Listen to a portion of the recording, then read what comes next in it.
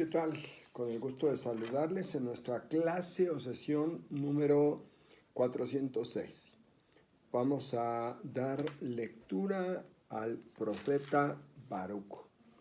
El profeta Baruch tiene exactamente 5 capítulos, por lo cual hoy mismo lo terminamos, que quiero que mañana leamos algo que muchas veces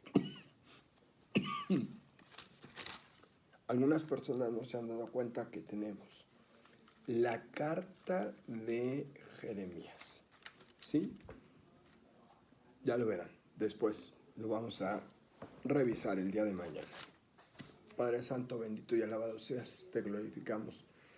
Te suplicamos la paz por el mundo en el nombre de tu Hijo Jesucristo, por obra y gracia del Espíritu Santo. Amén. Capítulo 1 del libro de Baruch. Texto del documento que escribió Baruch, hijo de Nerías, hijo de Maasaías, hijo de Sedecías, hijo de Asadías, hijo de Gelcías en Babilonia, el 7 del mes del año quinto, fecha en que los caldeos conquistaron Jerusalén y la incendiaron.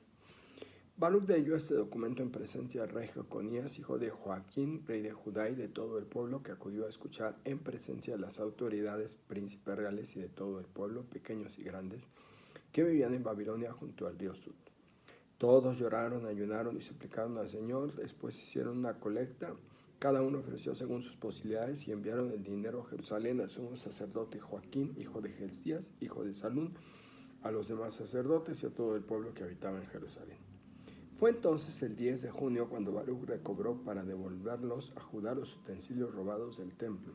Se trataba de objetos de plata encargados por Sedecías, hijo de Josías, rey de Judá, después de que Nabucodonosor, rey de Babilonia, deportó a Jeconías, a los jefes y autoridades, a príncipes y gente del pueblo de Jerusalén a Babilonia. La carta decía así: les enviamos este dinero para que compren con él víctimas para los holocaustos y los sacrificios por el pecado, inciensos, ofrendas, y las ofrezcan sobre el altar del Señor nuestro Dios. Rezando por la salud de Nabucodonosor, rey de Babilonia, y por su hijo Baltasar, para que vivan en la tierra cuanto dura el cielo sobre la tierra. El Señor nos conceda fuerzas y nos ilumine para que podamos vivir a la sombra de Nabucodonosor, rey de Babilonia, y de su hijo Baltasar, sirviéndoles muchos años y gozando de su favor. Recen también por nosotros, el Señor nuestro Dios, porque hemos pecado contra el Señor nuestro Dios, y la cólera y el furor del Señor siguen pesando sobre nosotros. Lean este documento que les enviamos y hagan su confesión en el templo el día de fiesta y en las fechas oportunas, diciendo así: confesamos que el Señor nuestro Dios es justo. Nosotros en cambio estamos hoy muy avergonzados junto a los judíos y vecinos de Jerusalén, a nuestros reyes y gobernantes, a nuestros sacerdotes y profetas, a nuestros padres, porque pecamos contra el Señor, no haciéndole caso, desobedecimos al Señor nuestro Dios, no siguiendo los mandatos que el Señor nos había dado. Desde el día en que el Señor sacó a nuestros padres de Egipto hasta hoy, no hemos hecho caso al Señor nuestro Dios, nos hemos negado a obedecerle. Por eso nos persiguen hasta las desgracias y la maldición con que el Señor amenazó a Moisés su siervo, cuando sacó a nuestros padres de Egipto para darnos una tierra que mana leche y miel. No obedecimos al Señor nuestro Dios, que nos hablaba por medio de sus enviados los profetas.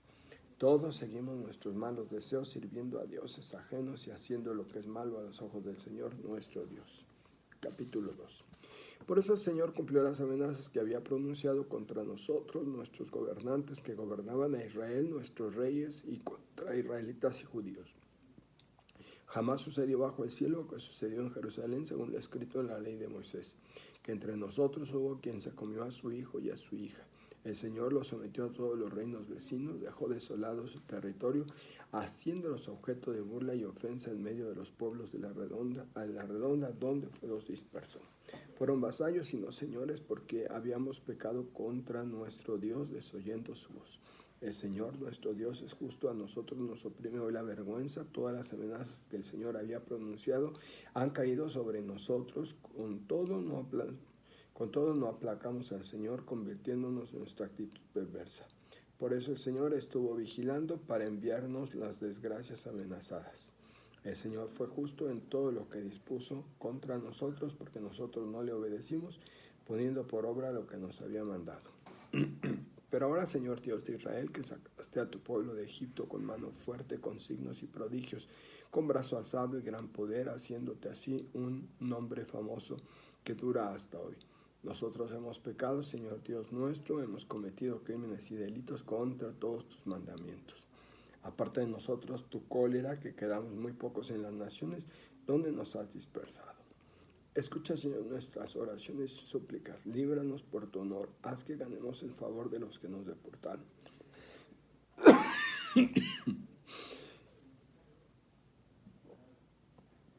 Para que conozca todo el mundo que tú eres el Señor nuestro Dios, que has dado tu nombre a Israel y a su descendencia. Mira, Señor, desde tu santa morada, fíjate en nosotros, inclina, Señor, tu oído y escucha. Abre los ojos y mira.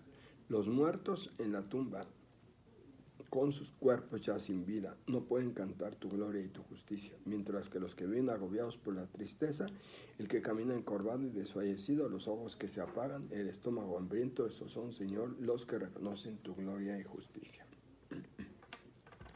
Nuestras súplicas no se apoyan en los derechos de nuestros padres y reyes, Señor Dios nuestro. Tú has descargado tu ira y tu cólera sobre nosotros, como lo habías anunciado por tu siervo, los profetas que gritaban así, dice el Señor: dobleguen los hombros, sométanse al rey de Babilonia y vivirán en la tierra que di a sus padres. Si desobedecen al Señor y no se someten al rey de Babilonia, alejaré de las poblaciones de Judá y de las calles de Jerusalén la voz alegre y gozosa, la voz del novio y la voz de la novia, y el país quedará desierto, sin habitantes, y como no obedecimos sometiéndonos al rey de Babilonia, cumpliste todas las amenazas pronunciadas por tus siervos los profetas.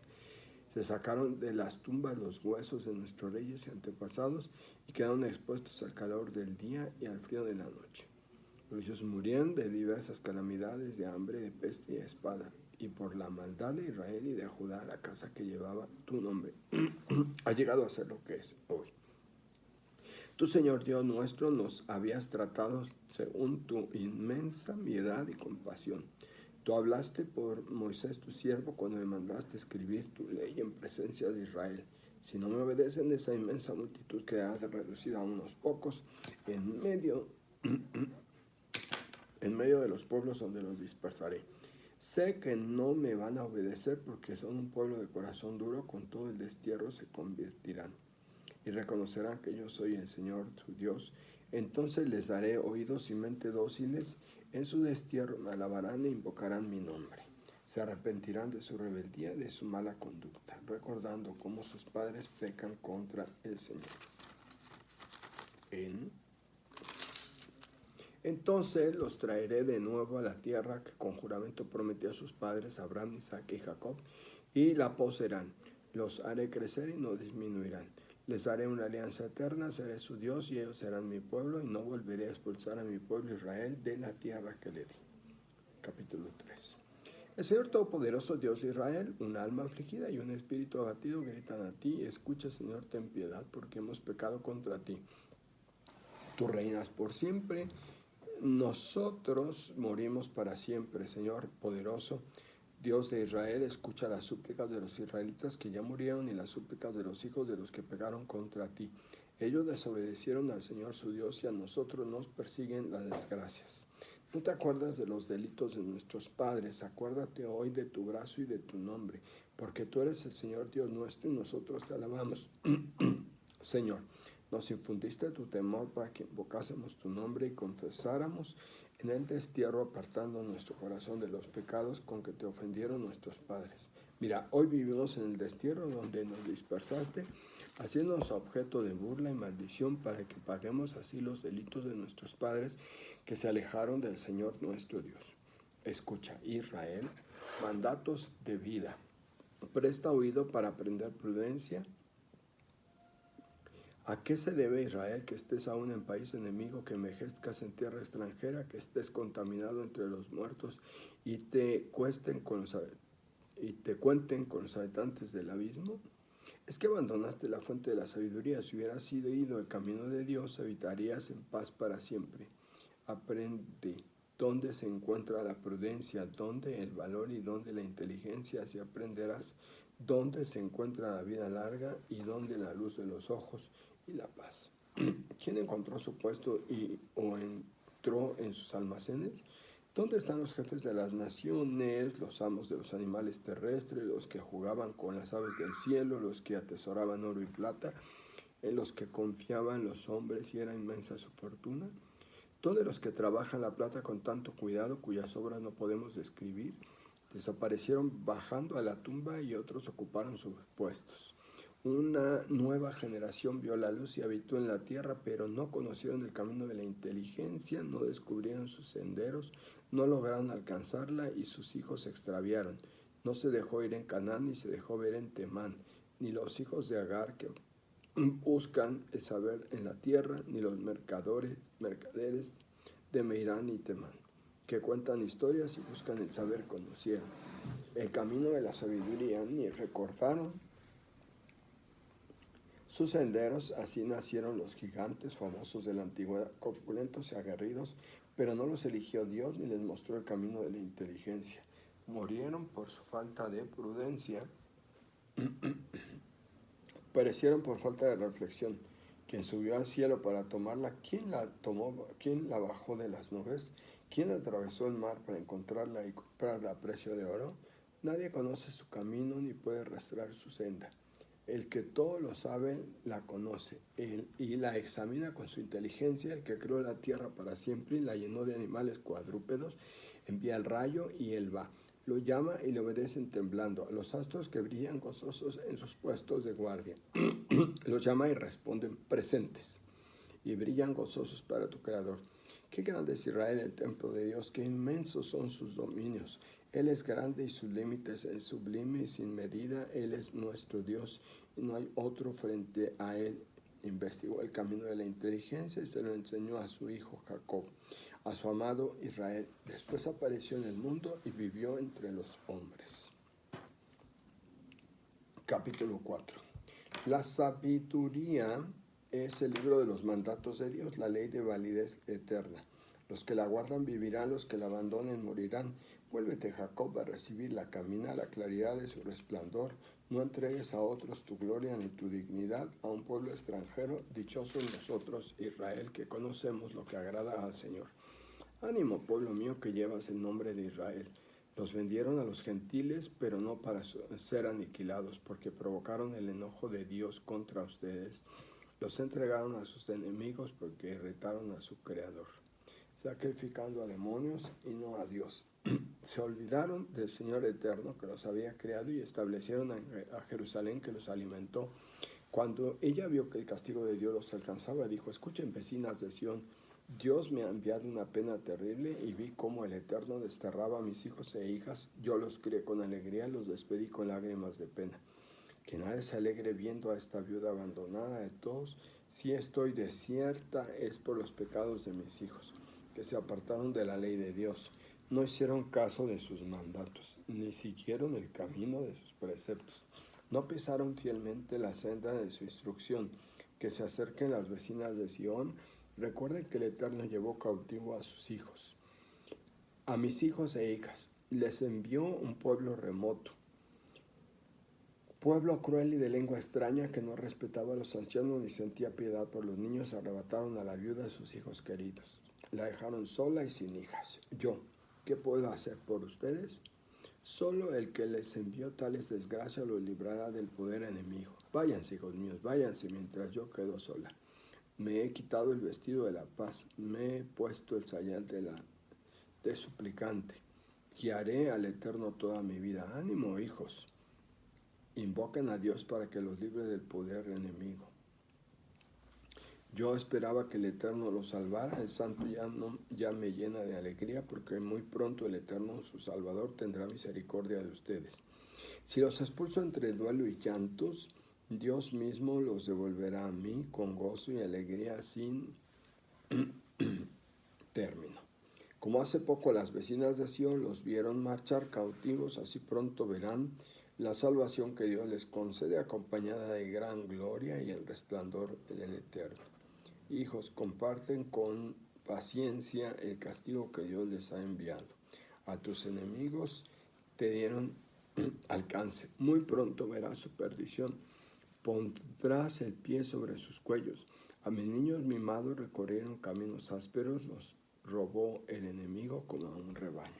Ánimo, hijos, invoquen a Dios, que el que los castigó se acordará de ustedes. Si un día se empeñaron en alejarse de Dios, vuélvanse a buscarlo con renovado empeño.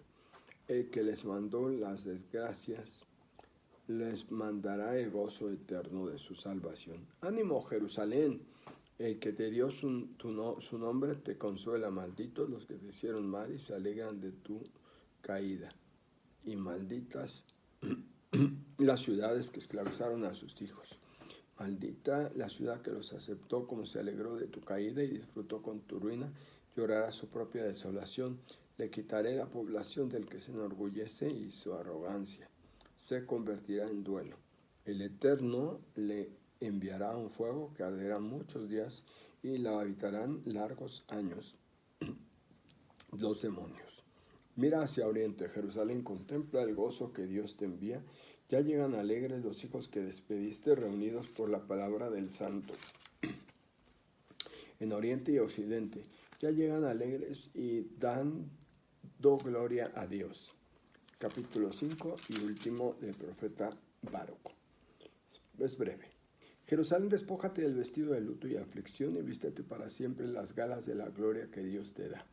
Envuélvete en el manto de justicia de Dios y ponte en la cabeza la diadema de la gloria del Eterno, porque Dios mostrará tu esplendor a cuantos viven bajo el cielo. Dios te dará un nombre para siempre, paz en la justicia, gloria en la piedad. Ponte en pie, Jerusalén, sube a la altura, mira hacia oriente y contempla a tus hijos reunidos de oriente y occidente, a la voz del Santo, gozosos, invocando a Dios. Al pie se marcharon conducidos por el enemigo, pero Dios te los traerá con gloria, como llevados en carroza real. Dios ha mandado aplanarse a los montes elevados y a las colinas perpetuas, ha mandado llenarse a los barrancos hasta nivelar el suelo, para que Israel camine con seguridad, guiado por la gloria de Israel. Ha mandado a los bosques y a los árboles aromáticos a hacer sombra a Israel, porque Dios guiará a Israel con alegría a la luz de su gloria, con justicia y su misericordia. Palabra de Dios. Bueno, vamos a ver qué dice del profeta Baruc, las notas de pie de página. Son pocas. Capítulo 1, versículos 1 al 14. Introducción. Con estos versículos se introduce el texto del mensaje que supuestamente redactó y leyó el mismo Baruc ante los desterrados de Babilonia. Hay que destacar en primer lugar el anticipo del impacto que produce el mensaje entre los desterrados para que se invierta en holocaustos, víctimas expiatorias, incienso y ofrendas. El otro aspecto que se destaca es el fervor y la admiración que se siente por Nabucodonosor, cabeza del imperio opresor, lo cual contrasta fuertemente con el Salmo 137, versículo 8, donde se desea que con todo el alma, un final desastroso para Babilonia, se declare feliz al que agarre sus chiquillos y los estrelle contra las rocas.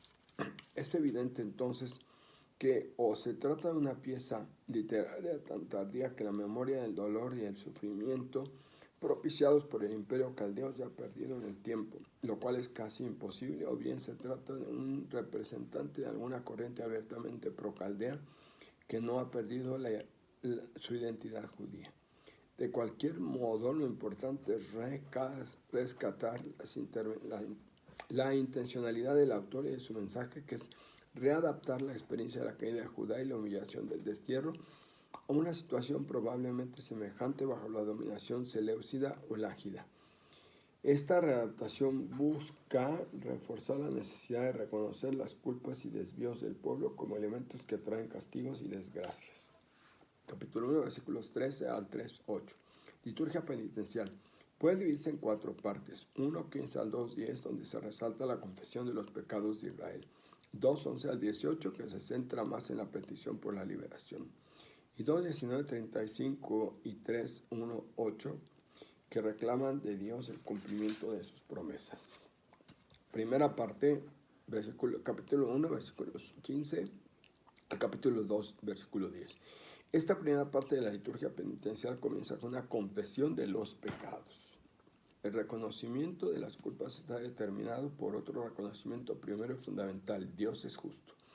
Y esa justicia y bondad de Dios deja al descubierto el comportamiento desobediente e infiel que ha protagonizado el pueblo israelita desde que salió de Egipto. Así, esta confesión nace de lo profundo de un alma arrepentida que ante la grandeza y justicia divinas se siente totalmente desnuda, despojada de aquellos que el Señor esperaba del creyente y que se recuerda el primer nombre en el paraíso. Ahora lo importante no es esconderse para ocultar la desnudez, sino reconociéndose desnudo, asumir que aún así Dios está dispuesto a apostar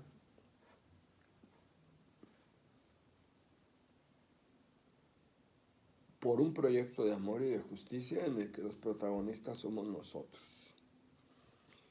Capítulo 2, versículos 1 al 18. Segunda parte. Penitentes, en este caso el pueblo, está convencido de que el reconocimiento sincero de la obediencia y del rechazo al plan de Dios está la certeza de la reanudación de la compañía y presencia de Dios en medio del pueblo.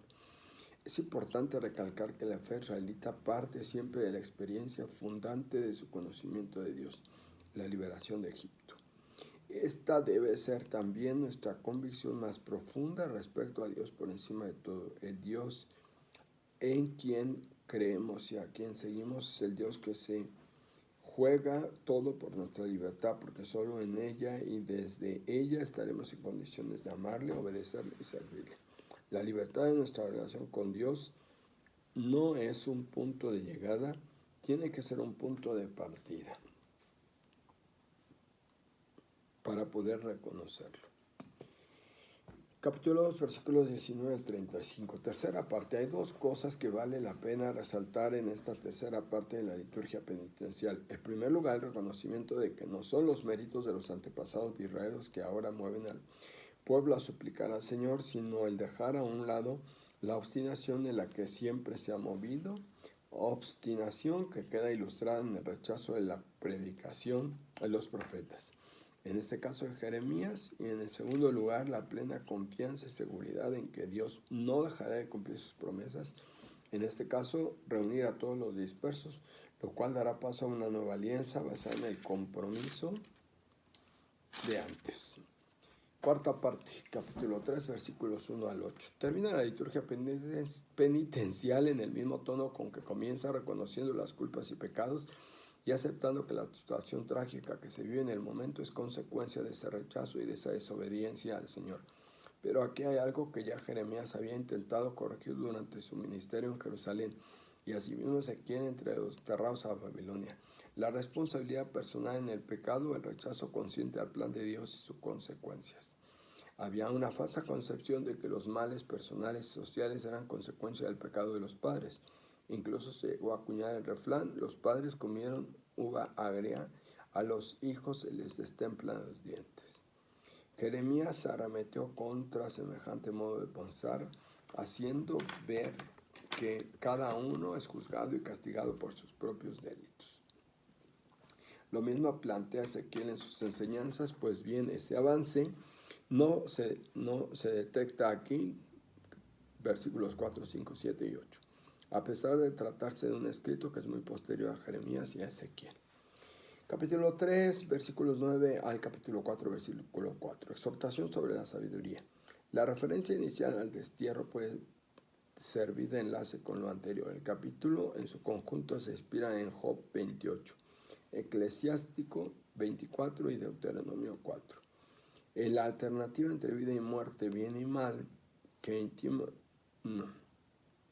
Deuteronomio 30, que intima la situación del destierro o diáspora y que se ha presentado en la conciencia en el acto penitencial. Busca el pueblo una respuesta concreta y se la dan: cumplir los mandamientos. No se han cumplido, arrepentirse y enmendarse. Hay que enmendar la vida para salvar la vida. Arrepentirse es sabiduría, enmendarse es infilar el camino de la sabiduría. Israel todavía no puede volver al buen camino, el de Dios y de la sabiduría, aunque sus individuos hayan de morir como hombres. El pueblo seguirá viviendo como pueblo de Dios. Si otros pueblos fracasan por no encontrar esa sabiduría, Israel fracasó porque conociéndola no la siguió. Capítulo 4, versículo 5 al capítulo 5, versículo 9. Restauración de Jerusalén. Después de la confesión de pecados y de la invitación a la enmienda, viene el oráculo de salvación y consuelo. Es un poema inspirado de cerca en modelos de Isaías 40-66, sobre todo por la imagen matrimonial y el estilo de apóstrofe lírico. La relación del Señor con el pueblo está vista aquí, una imagen familiar. Jerusalén es la madre del pueblo, pero representa a la comunidad en su valor fecundo y acogedor. El Señor es el esposo de Jerusalén, como indican muchos textos, y también el padre que exige respeto castiga a los hijos para mejorarlos. La madre no puede contenerse. Se deja llevar de la compasión, aunque sus hijos sean la causa de su pesar, exhorta a los hijos a interceder ante el mando. Compárese con las actitudes de Moisés en Números 11. Abandonada del marido, la ciudad se encuentra en la posición social de una viuda sin medios. Tampoco la puede ayudar sus hijos muertos o desterrados. A pesar de todo, siguen confiando y esperando. Ya siente la inminencia de la salvación, obra de Dios, renovación del antiguo éxodo. El profeta se dirige al pueblo, Jerusalén a sus vecinas y a sus hijos. El profeta se dirige a Jerusalén. Jerusalén es el centro geográfico. En torno hay una serie de capitales vecinas. Lejos está el destierro o la diáspora. Desde un punto central se contempla un movimiento de ida y vuelta, pero solo vuelven israelitas, no acuden paganos. En eso queda lejos Isaías y Zacarías. Bien, aquí hemos terminado la lectura del libro del profeta Baruch. Novedad, mañana vamos a leer la carta de Jeremías, que muchas Biblias no tienen, hay gentes que no la han tomado en cuenta. Bendiciones.